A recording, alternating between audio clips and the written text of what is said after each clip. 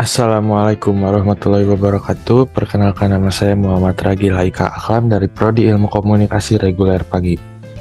Nah, di video kali ini saya akan menjelaskan sekaligus menjawab beberapa pertanyaan yang sudah tersedia dalam UTS Komunikasi Organisasi tanggal 22 Mei 2023. Oke. Konten kita hari ini yaitu membahas tentang teori komunikasi organisasi dan analisis sebuah contoh kasus yang saya akan buat, lalu saya akan analisis masalah tersebut. Kita membahas teori terlebih dahulu. Ini Goldhaber, salah satu penemu ahli teori dalam komunikasi organisasi, yang dimana dia mengatakan komunikasi adalah proses menciptakan dan saling menukar pesan dalam suatu jaringan hubungan yang saling tergantung satu sama lain untuk mengatasi lingkungan yang tidak pasti atau selalu berubah-ubah. Nah, yang dimaksudkan ini adalah organisasi yang menjadikan sebuah wadah untuk menopang suatu kreasi yang akan dibuat secara bersamaan demi mengubah keadaan lingkungan, seperti contoh Seraya Group. Nah, Seraya Group ini adalah salah satu EO atau event organizer yang berada di Bandung. Organisasi ini tuh setahu saya menyelenggarakan konser festival musik di Bandung tahun kemarin pada tanggal 11 sampai 12 September. Yang dimana itu sangat keren sekali, maksudnya mengundang artis-artis terkenal, beberapa musisi terkenal, sekaligus ya merayakan musik bersama-sama di sebuah, dan itu pun menjadi wadah kuliner ya buat para penjual makanan.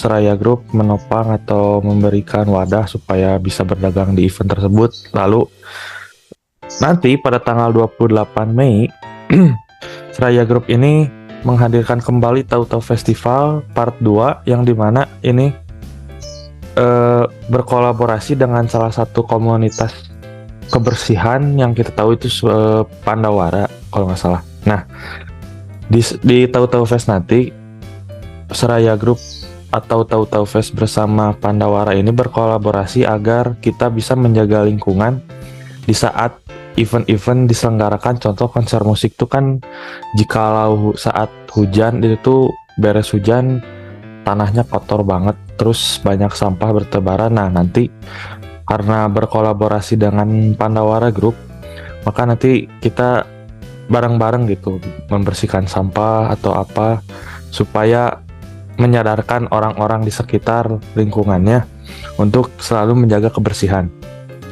Nah, yang kedua ini adalah materi analisis, sekaligus saya akan memberikan contoh kasus.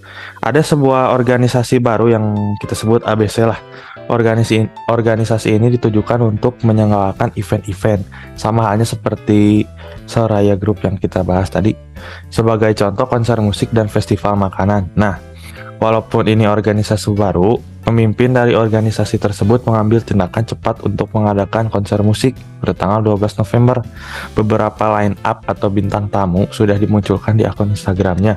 Namun pada saat H-1 sebelum konser digelar, banyak rumor yang bertebaran bahwa konser ini tuh gagal atau postpone atau ditunda.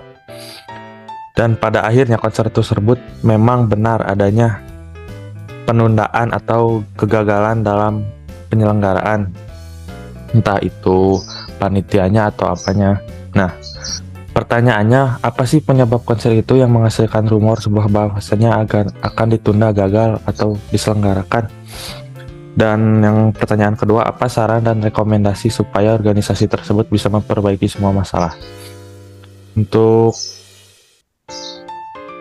jawaban yang pertama, jawaban A, yaitu apa apa penyebab konser?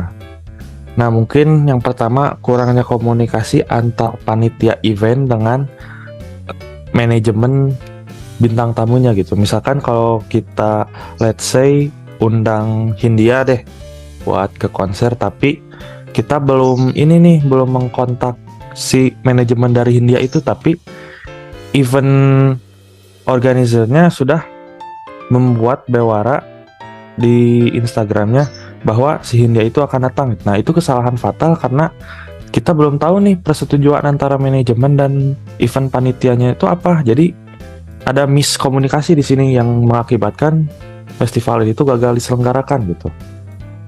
Lalu jikalau mengadakan event seperti ini, event besar seperti ini, kita harus pintar-pintar dan harus banyak banget cari sponsor yang ingin menopang event ini biar diselenggarakan gitu. Contoh, konser-konser itu biasanya mengundang sponsor Bank BJB ataupun Teh Pucuk. Itu tuh sponsor yang paling sering kita temui di beberapa konser musik. Nah, itu tuh menjadi kewajiban nomor pertama supaya kita mendapatkan bantuan, semisal soundnya atau stage-nya atau bahkan dana untuk menopang event tersebut.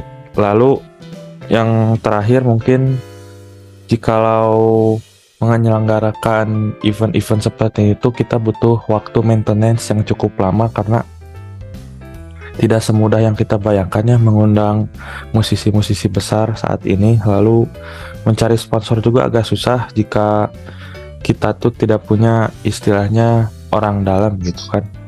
Nah, apa saran dan rekomendasi? Nah, menurut saya sarannya ya yang pertama tadi, jika ada miskomunikasi maka kita harus menghubungi dulu manajemen guestarnya atau bintang tamunya. Setelah ada persetujuan kedua belah pihak, maka kita bisa mengposting si guestar tersebut itu ke akun Instagram atau TikTok atau sosial media kita deh yang di event itu gitu. Bahwasanya si misal Hindia ini tuh bakal datang di festival kita gitu kan, maka penonton atau audiens yang melihat iklan tersebut kan menjadi excited, lalu wah ini kayaknya seru nih. Nah, dan akhirnya si Hindia itu pun mengkonfirmasi bahwasanya dia bakal datang di event tersebut gitu. Lalu yang kedua ya mencari sponsor tadi. Setelah mencari sponsor ya kita kan lebih senang, lebih enak kalau ada sponsor yang mau mewadahi event kita ini tuh, jadi kita lebih mudah gitu mengaksesnya.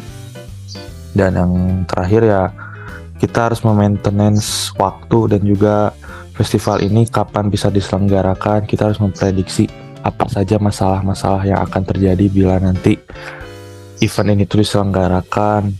Lalu juga memilih tempat, contoh di mana ya, di Pusenif deh. Nah, di Pusenif tuh karena dahulu ada sebuah event di mana itu tuh terjadi masalah yang namanya over capacity. Nah, kita ini harus bisa mengevaluasi dari masalah tersebut, apa sih penyebab apa ya namanya tadi, over capacity tersebut gitu kan. Misal kita tidak mengobservasi tempat terlebih dahulu atau ada miss dalam pekerjaan job desk sebagai keamanan gitu kan, kita harus mengevaluasi semua masalah-masalah yang pernah terjadi di event konser sebelumnya. Nah, mungkin penjelasan saya hari ini segitu saja untuk menjawab semua pertanyaan yang ada dalam UTS Komunikasi Organisasi ini. Mohon maaf bila saya mengatakan kata yang salah atau kurang dimengerti. Wabillahi taufiq wal hidayat. Wassalamualaikum warahmatullahi wabarakatuh.